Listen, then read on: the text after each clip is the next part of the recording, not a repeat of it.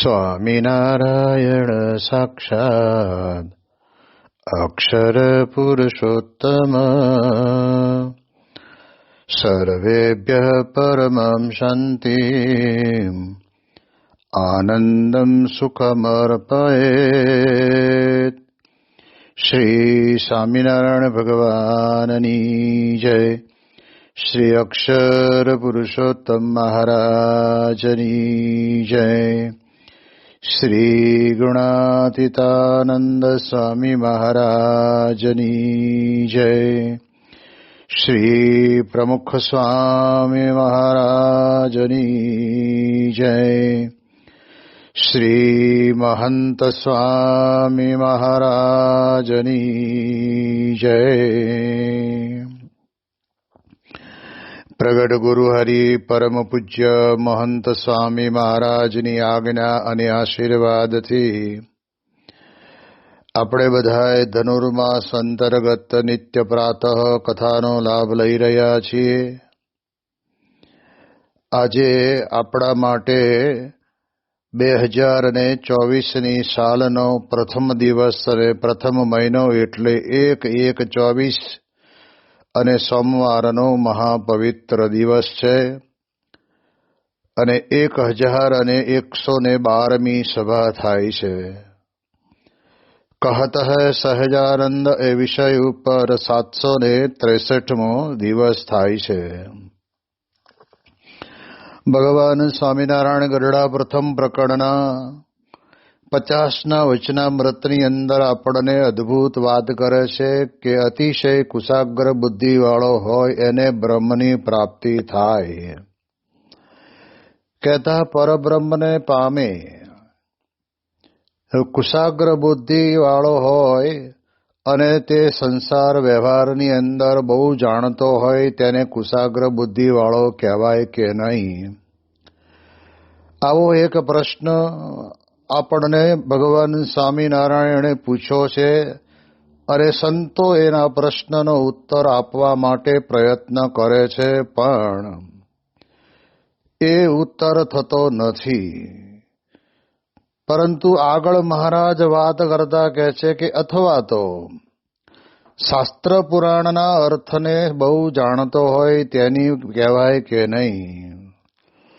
હવે આધ્યાત્મિક માર્ગની અંદર તો શાસ્ત્ર અને પુરાણોનું વાંચન કરવું અને એની અંદરથી પોતાના કલ્યાણ માટેની વાત સમજી લેવી, એ શાસ્ત્રોની અંદરથી જેવું છે એવું ભગવાનના સ્વરૂપનું જ્ઞાન પ્રાપ્ત કરવું, એ બધું જો કરી શકતો હોય તો એને કુશાગ્ર બુદ્ધિવાળો કહેવાય. પરંતુ અહીંયા તો મહારાજ આપણને પ્રશ્ન પૂછે છે કે કારણ કે શાસ્ત્રોની અંદર તો જાણનારા દુનિયાની અંદર ઘણા બધા હોય છે પરંતુ પોતાનું કરવાનું રહી જતું હોય છે. આજે આપણે જાણીએ છીએ કે આ લોકની અંદર સમાજ સેવાની બહુ જ મોટી વાતો કરનાર વ્યક્તિ છેલ્લે પોતે જ્યારે એનો અંત અવસ્થા આવે ત્યારે એને પસ્તાવો થતો હોય છે કે મેં મારા જીવનની અંદર સમાજ સેવાનું ઘણું બધું કર્યું પણ મારું જ પોતાનું કરવાનું રહી ગયું. તો મહારાજ અહીંયા આપણને એવું સમજાવવા માગે છે કે કદાચ શાસ્ત્રોના અર્થને સારી રીતે જાણતા હોય, લોકો સમક્ષ મૂકી શકતા હોય પણ પોતાનું કરવાનું રહી જાય ત્યારે સ્વામી કહે છે કે એને કુશાગ્ર બુદ્ધિવાળો કહેવાય નહીં, એ તો જાડી બુદ્ધિવાળો કહેવાય. એટલે મહારાજ આપણને કહે છે કે જેને પરબ્રહ્મની પ્રાપ્તિ થઈ, પરબ્રહ્મને જેવા છે એવા ઓળખ્યા, એ કુશાગ્ર બુદ્ધિવાળા. અને એટલે જ ભગવાન સ્વામિનારાયણ ઘણી વખત વાત કરીને કહેતા કે વડોદરાના દિવાન 3 રાજનું દિવાન પદું કરતા હોય છતાં પણ એની જાડી બુદ્ધિ કહેવાય, કારણ કે ભગવાનને ઓળખી શકતા નથી. પોતાના આત્માના કલ્યાણ માટેનો રસ્તો પણ ગોતી શકતા નથી. પ્રાયઃ જોવા જઈએ ને તો બીજાનું કરવામાં માણસને બહુ મોટો આનંદ આવતો હોય છે, પણ પોતાનું કરવાનું રહી જતું હોય છે, એક વાસ્તવિકતા છે. બ્રહ્મસ્વરૂપ યોગીજી મહારાજ પોતે વાત કરીને કહેતા ને કે ગામડાની અંદરથી એક દિવસ ગાડું શહેરમાં જવાનું હતું. તો મહેલાની અંદર રહેતા બધાએ કીધું પોતપોતાની રીતે કે મારો 10 કિલો ગોળ લાવજો, કોઈ કે મારી ચા લાવજો, કોઈ કે મારો તેલનો ડબ્બો લાવજો, કોઈ કે મારા માટે આ પ્રમાણે ખાંડ લાવજો. બધું જુદું જુદું દરેકે નોંધાવી દીધું. ત્યારે ગાડું લઈને જતા હતા એને એમ થયું કે આપણે લઈને જ જઈએ, ગાડું લઈને જ જઈએ છે તો વળતા આપણા મહેલામાં રહે છે તો એનું આપણે લેતા આવીએ. શહેરની અંદર હટાણું કરવા ગયા અને સવારથી બધું ભેગું કરવા માંડ્યું. એને વિચાર એવો કર્યો કે પેલું આ લોકોનું લઈ લઉં, નહીતર રહી જશે ને તો એકાદ જણાનું રહેશે ને તો એ મારે કાયમ સાંભળવું પડશે. એટલે એણે પોતે બધાનું લઈ લીધું ને લીધું ને ત્યાં તો આખું ગાડું ચિક્કાર ભરાઈ ગયું અને પોતાનું લેવાનું હતું એ પણ રહી ગયું અને દુકાનો ટપોટપ બંધ થઈ ગઈ. એટલે ગાડું લઈને ઘરે આવ્યા અને ઘરે આવીને ગાડું છોડ્યું એટલે બધા જ પોતપોતાની વસ્તુઓ લેવા માટે આવ્યા, બધાને આપી દીધું. હવે વાસ્તવિક ભાઈ પોતે ગાડું લઈને પોતાનું જ લેવા ગયા હતા અને સાથે એનું લેતા આવે એનો વાંધો નહીં, પરંતુ પોતાનું ભૂલી ગયા. એટલે એમના ઘરના એ પૂછ્યું કે આપણું, તો કે આપણું તો રહી ગયું. હવે પોતાના બળદ, પોતાનું ગાડું પોતે જાતે ગયા, બીજા બધાનું લાવવામાં પોતાનું રહી જાય છે. એટલા માટે ગુણાતીતાનંદ સ્વામી કહે છે ને કે કરોડ કામ બગાડીને એક મોક્ષ સુધારવો. કદાપી કરોડ કામ સુધર્યા ને એક મોક્ષ બગડ્યો તો એમાં શું કર્યું? કારણ કે કરોડ કામ ગમે તેટલા આ લોકના તો દુનિયાની અંદર માણસો પોતે પોતાના જીવનકાળ પર્યંતની અંદર બહુ મોટી સંખ્યાની અંદર પોતાના વ્યવહારના, કુટુંબના, પરિવારના, સગા વાલાના બધાના કામ કરતા જ હોય છે, પણ એ બધું કરતા કરતા પોતાનું રહી જવું ન જોઈએ. પોતાનું રહી ગયું તો પછી હવે ફેરો ન ફાવ્યો થયો ફજીત જીત ગઈ જળમાં. એટલે આપણે ગયા ખરા, આવ્યા ખરા, પણ આપણે આપણા જીવનની અંદર ન તો ભગવાનને ઓળખી શક્યા, ન તો ભગવાન જે સત્પુરુષમાં અખંડ રહ્યા છે એને ઓળખી શક્યા. અને લોકરંજન માટે થઈને, લોકોને વાહવા થાય એના માટે થઈને, ભલે ને કદાચ લોક જગતની અંદર આધ્યાત્મિકતાની દ્રષ્ટિએ કહેતા કે શાસ્ત્ર પુરાણના અર્થો એટલા બધા જાણતા હોય અને લોકોની સમક્ષ પોતે એવી રજૂઆત કરે તે લોકો બધા દંગ થઈ જાય, પણ પોતાનું રહી જાય. કારણ કે પોતાનું રહી ગયું ને એટલે બધું નકામું. એટલે એટલા માટે થઈને ઘણી વખત સંતો વાત કરે છે ને કે વિદ્યાર્થીની પરીક્ષા ચાલતી હોય અને તે વખતના સમયની અંદર વિજ્ઞાનનું પેપર ચાલતું હોય ને ગુજરાતી ભાષાની અંદર સમાજશાસ્ત્રના જવાબ લખે તો ક્યાંથી મેળ આવે? આ એના જેવું થાય છે. કદાચ કોઈ વક્તા હોય, કોઈ પ્રવક્તા હોય, કોઈ સારું બોલી શકતા હોય, કોઈ સારું ગાઈ શકતા હોય. નથી ઘણી વખત આપણે સાંભળ્યું છે કે હાસ્ય કલાકારોની અંદર લોકોને બધાને હસાવવાનું બહુ સારું આવડે, પણ પોતે કાયમને માટે રડતા જ હોય. કારણ કે રડવાનું કારણ એટલું જ આવીને ઊભું રહે છે કે લોકો હસે છે પણ પોતાના જીવનની અંદર એને હસવાનું છે એ રહી જાય છે. અને હસવાનું એટલે કહેતા કે પોતાનો જ આનંદ પોતે ભોગવી શકતા નથી.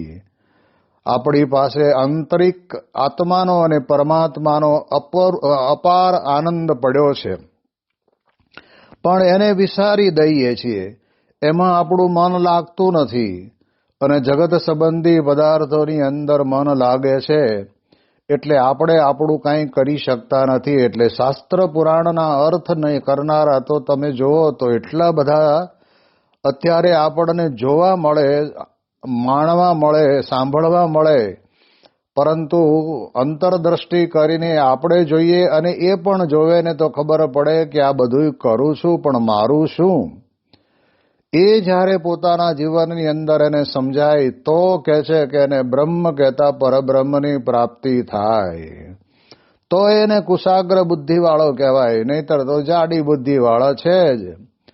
અરે જાડી બુદ્ધિની અંદર તો મારો વાળો વ્યવહાર જબરો કર્યો, આપણી કલ્પનામાં ન આવે એવી રીતે પોતે આંટી ઘૂંટી ગમે તે નાનું મોટું કરવે ને. ગામડાઓમાં પહેલાના સમયની અંદર આ બાજુ મધ્ય ગુજરાતની અંદર લોકો એકબીજાનું ગોઠવી દે, એકબીજાના છૂટાછેડા કરી દે, એને દાજી કહેતા. એટલે એ બધું આવું કરતા હોય, ભણ્યા કાંઈ ન હોય પણ આવું કરે ને એટલે લોકમાં એની પ્રતિષ્ઠા કે ભાઈ એને કામ હોપો એટલે એ પાર પાડશે. એટલે એવાને આપણે આમ જાણીએ કે બુદ્ધિશાળી છે, પણ બુદ્ધિશાળી એને ના કહેવાય, એ તો લોક વ્યવહારની વાત આવીને ઊભી રહી. એટલે એટલા માટે થઈને સ્વામી કહે છે કે શાસ્ત્ર પુરાણને જાણનારા તો ઘણા.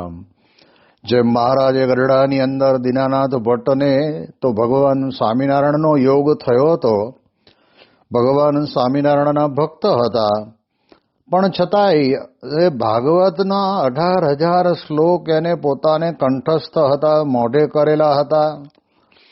અને ભગવાન સ્વામિનારાયણે પૂછ્યું કે દીનાનાથ ભટ્ટ, આમાં તમારા આત્માના કલ્યાણ માટેનો શ્લોક કયો? અને ત્યારે દીનાનાથ ભટ્ટ વિચારમાં પડ્યા કે મારું આ 18,000માં કયો હશે? હવે બધાએ મોઢે હોય અને છતાંય પોતાના કલ્યાણના શ્લોકની એને ખબર ન હોય. એટલે વિચારમાં પડ્યા તો ભગવાન સ્વામિનારાયણ કહ્યું કે જો 12 સ્કંદ છે, એમાંથી હું તમને 3જા સ્કંદની અંદર છે એવું એક જેને કહેવાય ને કે તમને આંગળી ચીંધી દઉં છું. પણ 3જા સ્કંદની અંદર પણ ઊંડા ઉતર્યા કે મહારાજ એમાં તો 33 અધ્યાય છે. અને ત્યારે તે વખતના સમયની અંદર આપણે જાણીએ એ પ્રમાણે મહારાજે કીધું કે એની અંદર 25મો અધ્યાય છે. અને ત્યારે દીનાનાથ ભટ્ટ કે મહારાજ 25મા અધ્યાયની અંદર તો 60 શ્લોક છે, હવે કયો શ્લોક મારો હશે? અને પછી એ 20મો શ્લોક કીધો ને ત્યારે ખબર પડી કે દેવહૂતિ માતા કપિલદેવ ભગવાનની પાસે માગણી કરે છે, પ્રાર્થના કરે છે કે હે બેટા મારો આ આબળાનો દે અને મારું કલ્યાણ કેવી રીતે થશે એની વાત આવે છે. એટલે જેમ દેવહૂતિ માતાએ પૂછ્યું એમ આ શ્લોક એ પ્રશ્ન દરેક વ્યક્તિ માટે લાગુ પડે છે. એમાં એવું તો નથી જ કે ભાઈ માત્ર ને માત્ર દેવહૂતિ માતાએ પૂછ્યું એટલે એમના માટેનો જ પ્રશ્ન હશે. આ પૃથ્વી ઉપર જન્મ લેનાર દરેક મનુષ્યને, દરેક જ્ઞાતિને, દરેક પ્રકારનું ભણતર, અભણ હોય, ભણેલા હોય, પૈસાદાર હોય, ગરીબ હોય, પછી સુખી હોય, દુઃખી હોય, દરેકને ભાઈ આત્મકલ્યાણ તો કરવાનું જ છે. હવે જો એ પોતાના જીવનની અંદર આ પ્રશ્નને સમજે તો આ મારો પ્રશ્ન છે. દીનાનાથ ભટ્ટને ત્યારે ખબર પડી કે અરે રે મહારાજ, આવી તો અમને ખબર નહોતી. હવે આ તો મહારાજે કદાચ ચરિત્ર કર્યું હોય કે પછી મહારાજ આપણને બધાને સમજાવવા માંગતા હોય કે આપણે પણ ઘણું બધું જાણતા હોઈએ પણ છતાંય કહે છે કે આપણું જાણવાનું આપણે ભૂલી જઈએ, આપણું રહી જાય, એ આપણા જીવનની અંદર બહુ મોટી ખોટ છે. એટલે ઘણી વખત કહેવાય ને કે જેની પાસેથી આપણે રકમ લેવા માટે ગયા હોય અને પછી તો વાતો એ ચડી જઈએ, ચા પાણી થાય, થોડો ઘણો નાસ્તો થાય અને રકમ બહુ મોટી લઈને પાછું વળવાનું હોય, એને બદલે એ રકમ લેવાનું ભૂલી જાય ને ઘરે પાછા હાલતા આવે 2 દાડે ત્યારે કે પૈસા લેવાનો તો રહી ગયા. એટલે મુદ્દો રહી જાય ત્યાર પછી તો એને ધક્કો જ થયો ને. એ તો આ લોકની અંદર તો વળી કદાચ 2 દાડા ફરીને હાલતો જાય તો એ મળશે, પણ મોક્ષ માટેની વાત જ્યારે આવીને ઊભી રહે છે, પરબ્રહ્મને પ્રાપ્ત કરવાની વાત જ્યારે આવીને ઊભી રહે છે, ત્યારે આપણે આપણા જીવનની અંદર કોઈ પણ રીતે કરીને જો આપણી કુશાગ્ર બુદ્ધિ કહેતા અતિ ઝીણી બુદ્ધિ હોય કે નહીં મારે તો મારું પોતાનું જ કલ્યાણ કરવું છે, એ પ્રકારનો વિચાર અંતરની અંદર રહેતો હોય તો એને બીજો વિચાર આવે નહીં. બ્રહ્મ સ્વરૂપ યોગીજી મહારાજ પોતે વાત કરતા કે જમવા બેઠા હોઈએ અને સરસ મજાનો દૂધપાક પીરસાયો હોય, પણ માખીનો ઉપદ્રવ પણ એટલો જ હોય. એટલે આપણે શું કરવાનું? તો એ વખતે યોગી બાપા કહે છે કે આપણે કોકના ભાણાની અંદર, કોકના વાસણની અંદર, કોકના વાટક્યાની અંદર રહેલા દૂધપાકમાં માખ ન પડે એટલે આપણે એનું ઉડાડવા જઈએ તો એ બાજુ ઉડતી માખીઓ આવીને આપણામાં પડે. એટલે આપણું ધ્યાન રાખવાનું કે કોકનું ધ્યાન રાખવાનું? એટલે પરિવારની અંદર રહેતા હોઈએ ને તો પણ સ્વામી કહે છે કે પરિવારની સંસારની રીત પ્રમાણે એની નાની મોટી વ્યવસ્થા કરવી, ભણાવવા, ગણાવવા, પરણાવવા, ધંધો કરી આપવો, બધું કરવાનું. પણ મહત્વનો મુદ્દો કે આપણે આપણા આત્માનું કલ્યાણ કરવાનું છે એ રહી ન જવું જોઈએ.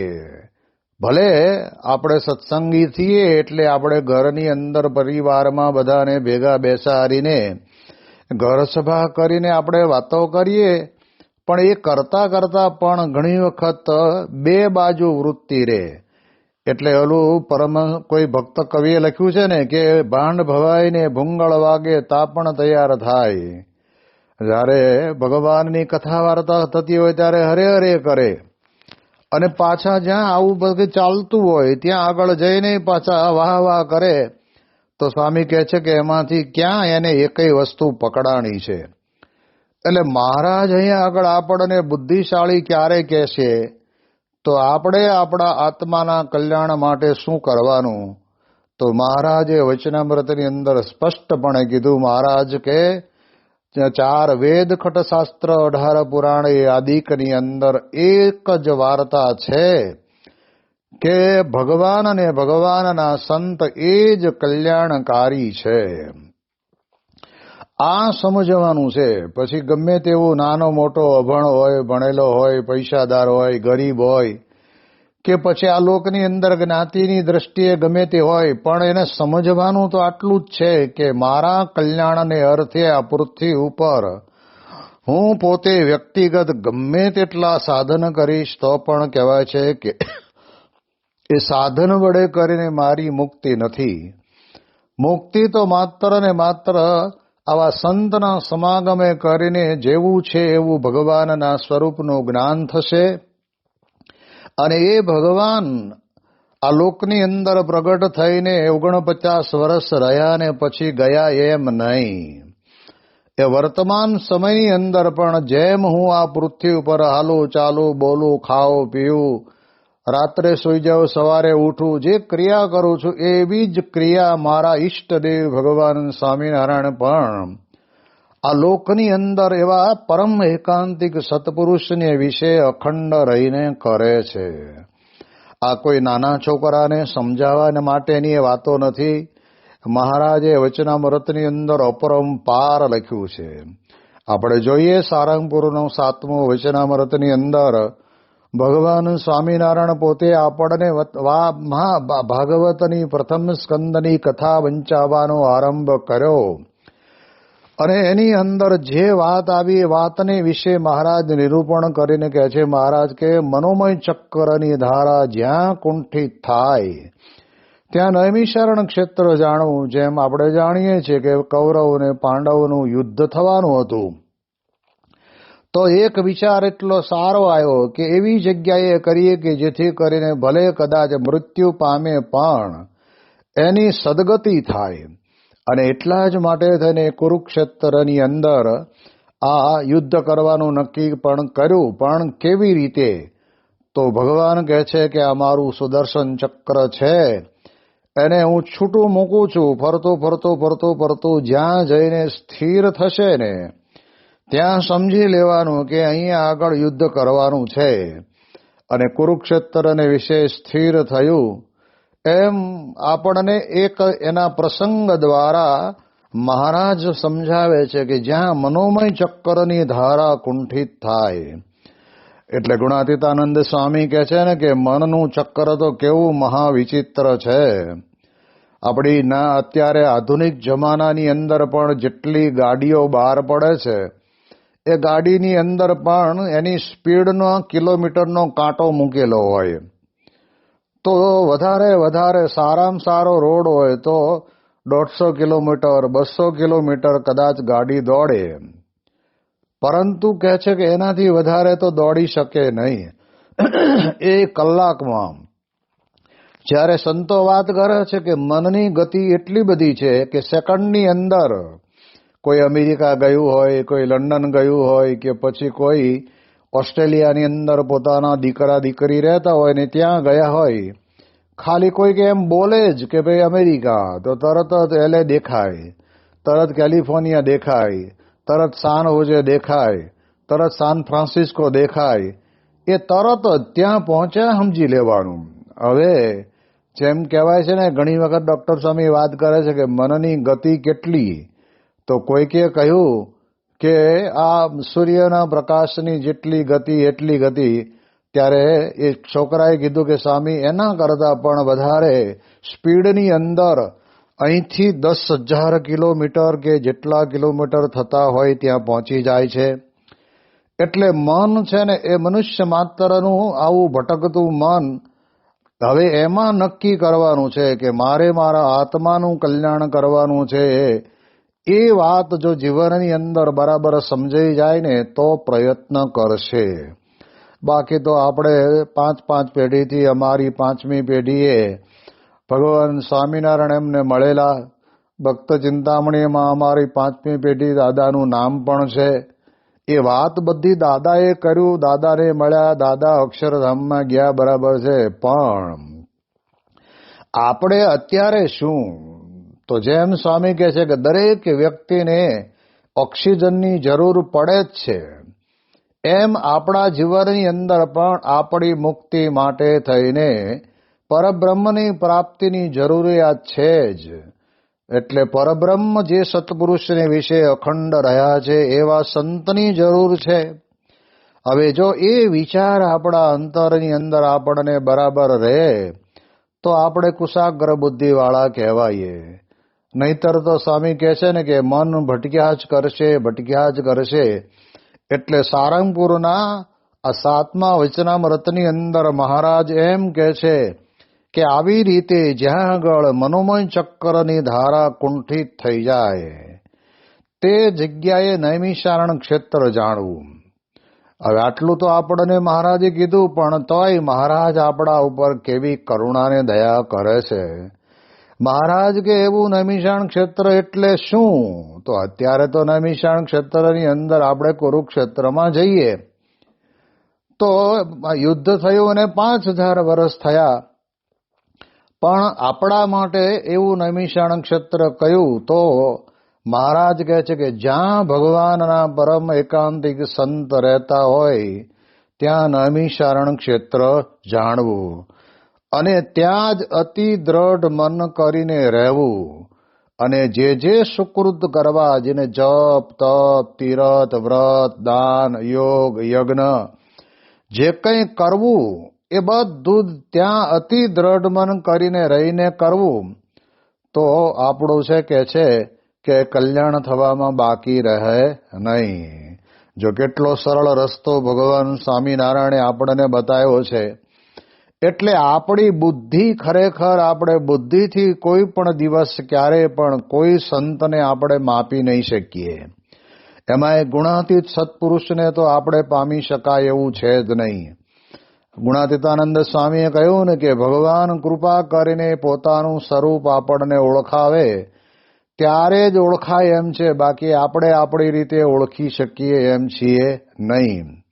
જેમ યશોદા પોતે ભગવાન જ હતા, કૃષ્ણ ભગવાન, અને ભગવાન પ્રગટ થયા હતા, એવું ક્યારેક એમને પણ પોતાને રહેતું પણ ભૂલી જતા.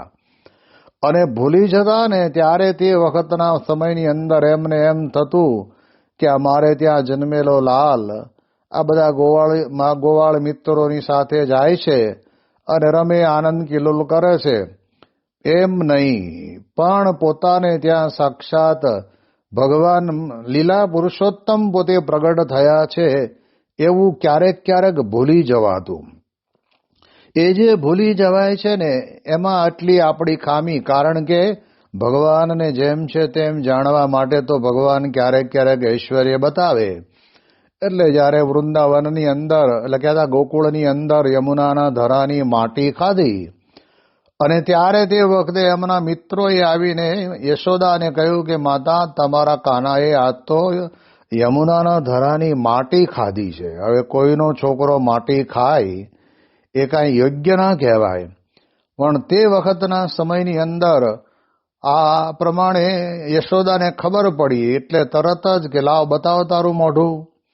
અને તે વખતે જ્યારે કૃષ્ણ ભગવાને પોતાનું મુખારવિંદ પહોળું કર્યું ત્યારે એની અંદર કહેવાય છે કે એમને મુખની અંદર આખા બ્રહ્માંડના દર્શન કરાવ્યા. હવે આ કોણ કરાવી શકે? જે ખાધું હોય એ જ દેખાય. જેમ કોઈ જેને કહેવાય ને કે ભરપૂર મસાલાવાળું પાન ખાઈને આવ્યો હોય તો એના જીભ, એના હોઠ થોડા ઘણા પણ લાલાશ ઉપર હોય. જેમ કોઈ જાંબુડા ખાધા હોય તો જાંબુડી કલર એની જીભ અને એના દાંત અને હોઠ ઉપર પણ દેખાયા. તો અહીંયા માટી દેખાવી જોઈએ, એને બદલે માટીનો કોઈ કલર નહીં, પણ મુખની અંદર કહેવાય છે કે ભગવાને બ્રહ્માંડ બતાવ્યું. અને એટલે જ ઓલા ભક્ત કવિ લખે છે ને કે મુખમાં જશોદાને બ્રહ્માંડ બતાવ્યું, નરસિંહ રૂપ વાલે નવું નિપજાવ્યું. મુખમાં જશોદાને બ્રહ્માંડ બતાવ્યું, નરસિંહ રૂપ વાલે નવું નિપજાવ્યું. સમર્થ શું ન કરે અરે પ્રભુ પલમાં ચાઈસો કરે. ભગવાન સમર્થ છે, જે કરવું એ કરી શકે. તો આ પ્રમાણે જ્યારે બતાવ્યું ત્યારે એમ થઈ કે ઓહો, આ મારો દીકરો તો આ લાલ તો સાક્ષાત ભગવાન છે. એવું અંતરની અંદર એને બરાબર દ્રઢ થયું. એટલે યાદ રાખવાનું કે વ્યવહારની અંદર, સંસારની અંદર, પરિવારની અંદર વ્યવહારિક ચોજારી બુદ્ધિ હોય અને શાસ્ત્ર પુરાણના અર્થને પણ જાણતો હોય. હવે આ તો આધ્યાત્મિકતાની વાત આવીને ઊભી રહી, છતાં પણ કહે છે કે ભગવાન એમ કહે છે કે જે પોતાનું જો રહી જતું હોય તો પછી વાત પૂરી થઈ ગઈ. એટલે આપણા કલ્યાણ માટે થઈને ભગવાન સ્વામિનારાયણે આપણને કેટલી અદ્ભુત વચનામૃતોની અંદર વાત આપણને આપી છે. વરતાલના 19 કહ્યું છે, એવું જ વરતાલના 5મા વચનામૃતમાં કહ્યું. મહારાજ કે 100 જન્મ ધારણ કરે અને એને મહેનત કરે અને પછી 100 જન્મની જે કસર છે એ 100 જન્મ ધારણ કર્યા પછી ટળે એવો હોય. અને એ જો ભગવાનની સાથે ભગવાનના પરમ એકાંતિક સત્પુરુષ કહેતા, ભગવાન કહેતા અક્ષર બ્રહ્મ, એની ભગવાનની જોડે સરખી સેવા કરે તો એની 100 જન્મની કસર આના જન્મે ટળી જાય. હવે આ વાક્ય ઉપર જો બરાબર સમજતો હોય તો એની કુશાગ્ર બુદ્ધિ. નહીતર લોકોને વાતો તો કરે જ છે કરનારા. આ વરતાલના 5ના વચનામૃતમાં મહારાજ બોલ્યા છે એટલે બોલવું તો પડે જ.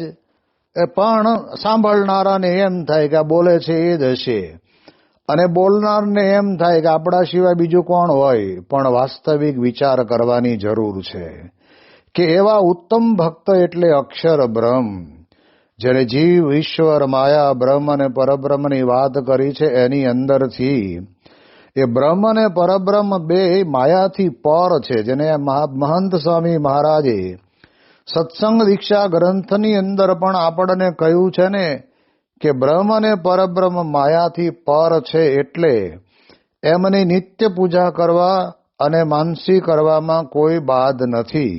અને એ કરીએ ને ત્યારે આપણને બ્રહ્મની પ્રાપ્તિ થઈ કહેવાય. નહીતર તો આકાશમાં ભડાકા, કોઈ નિશાન નહીં, અને ગમે તેટલા ભડાકા કરો પણ હેઠે પડે હું. એમ સ્વામી કહે છે કે એવી શાસ્ત્ર પુરાણને જાણનાર વ્યક્તિ એવી રસાળ શૈલીની અંદર કદાચ વાત કરતું હોય ને અને સભાને પકડી રાખતો હોય તોય શું થયું. લોક જગતની અંદર અત્યારે બધું વૈજ્ઞાનિક જમાનાની અંદર કોણે કેટલા રન કર્યા ને કોણ કેટલું રમ્યા ને કોણ કેટલું કમાણા ને કોણ 1 સેકન્ડની અંદર કેટલા કરોડ કમાય છે, એ બધું જાણીને લોકોની સમક્ષ આપણે મૂકીએ તો એનો અર્થ શું છે? એનાથી કોઈ ફાયદો આપણને થવાનો નથી, નથી સામાવાળાને થવાનો નથી. આપણે એનું વર્ણન કરીએ એટલે એ લોકો પણ કંઈ આપણને આપી દેવાના નથી. એ બધી વાતો કરવા કરતા ભગવાન અને સંત બે જ કલ્યાણકારી છે. એ વાત જ્યારે આપણા જીવનની અંદર આપણને દ્રઢ રહે તો મહારાજ અહીંયા આગળ પૂછે છે કે શાસ્ત્ર પુરાણના અર્થને જાણતો હોય એની કુશાગ્ર બુદ્ધિ કહેવાય કે નહીં? એક અદ્ભુત પ્રશ્ન પૂછ્યો છે. એની વિશેષ વાતો આપણે આવતીકાલે કરીશું. શ્રી સ્વામિનારાયણ ભગવાનની જય.